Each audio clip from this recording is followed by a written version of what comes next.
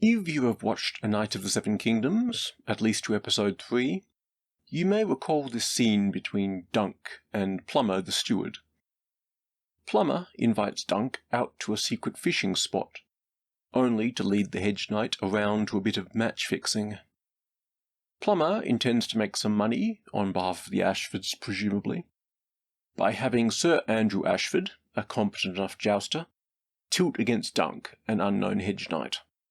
By wagering on Dunk, and then having Sir Andrew let himself be unhorsed, the steward, and presumably the Ashfords, could replenish their coffers on this one-side bet. Dunk finds this corruption distasteful, but is in dire economic circumstances, so is tempted sorely. Of course, this side plot comes to nothing, as Dunk picks a fight with Prince Elion, and the rest is history. But I find this inclusion troubling. It is not because this scene did not appear in The Hedge Knight, a novel in which The Knight of the Seven Kingdoms is based on. It did not. It is because this scene appears in The Mystery Knight, the third novella in the Dunk and Egg series. Not precisely the same, but similar enough to raise a red flag. Spoilers for a book that was published in 2017. In The Mystery Knight, Dunk and Egg attend a tourney at White Walls. Dunk enters the list hoping to win ransoms, but is instead unhorsed by his first opponent, a professional tourney knight, Sir Uther Underleaf, known as the Snail. As is custom, Dunk must pay a ransom or surrender horse and armour to the victor.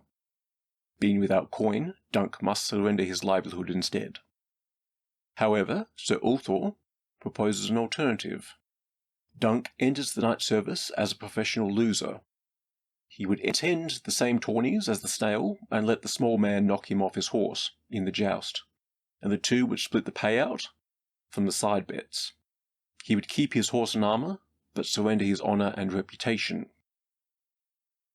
I have nothing left to wager. Dunk did not know what distressed him more, learning that the Snail was bribing the master of the games to get the pairings he desired, or realising the man had desired him. He stood. I have said what I came to say. My horse and my sword are yours, and all my armour. The Snail steepled his fingers. Perhaps there is another way. You are not entirely without your talents. You fall most splendidly. Sir Uther's lips glistened when he smiled. I will lend you back your steed and armour, if you enter my service. Service? Dunk did not understand. What sort of service? You have a squire? Do you need to garrison some castle? I might, if I had a castle. If truth be told, I prefer a good inn. Castles cost too much to maintain. No. The service I would require of you is that you face me in a few more tourneys. 20 should suffice. You can do that, surely? You shall have a 10th part of my winnings, and in future I promise to strike that broad chest of yours, and not your head. You'd have me travel about with you to be unhorsed? Sir Uther chuckled pleasantly. You are such a strapping specimen. No one will ever believe that some round-shouldered old man with a snail and shield could put you down. He rubbed his chin. You need a new device yourself, by the way.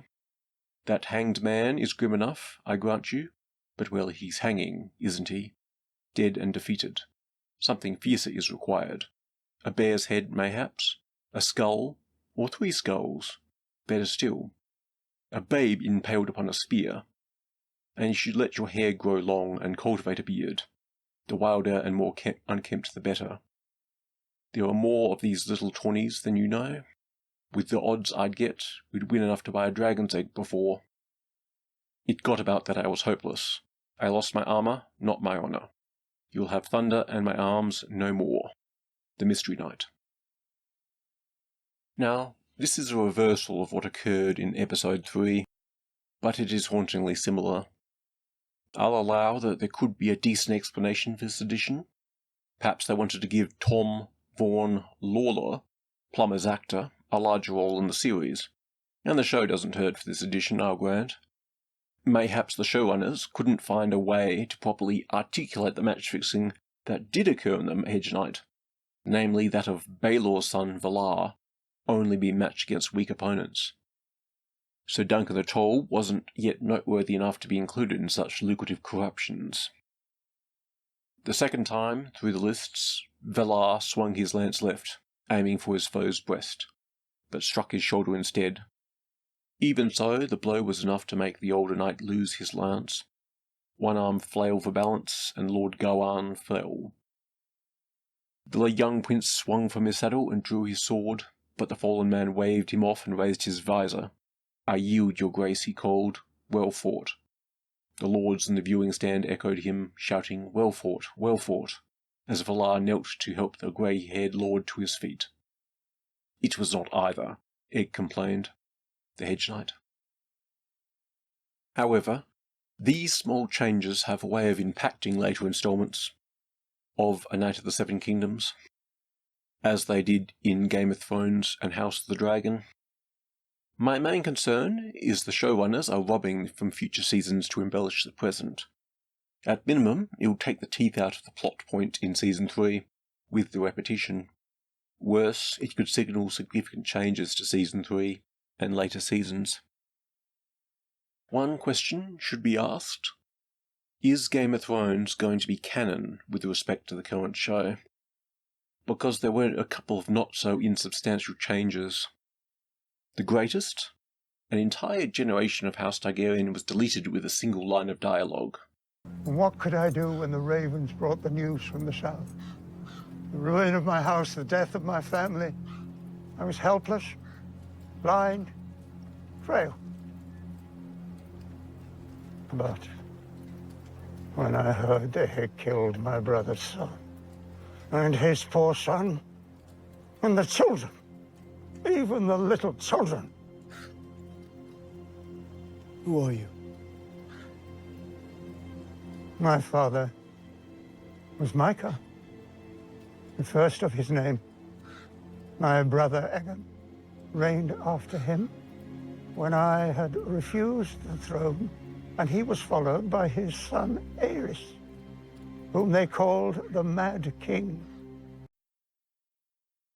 In the TV adaptation, Egg is Aerys' father, rather than the books where he's the Mad King's grandfather. Now this could mean that Aerys and Rhaella simply replaced Jaehaerys II and Shayera as Egg's children. There needs to be a Prince Duncan the Small, Prince of the Dragonflies, as Jenny of Oldstones is mentioned in Game of Thrones, in a song in Season 8 for all that's worth. Rhaelle, Egg's youngest daughter, will not exist, as apparently the Baratheon boys, Robert, Stannis and Renly, end up getting the Targaryen blood through their mother, Cassana Estamont, for some reason. Nobody knew Robert Baratheon either, yet he claimed the right to sit on the Iron Throne. He had Targaryen blood through his mother. This change means that the War of the Ninepenny Kings occurs before Summerhall and not after, because of the vulnerability of House Targaryen post-disaster. It is possible that they could pull off a tap dance on the head of the pin, but after how Game of Thrones and House of the Dragon have turned out, I am not holding my breath.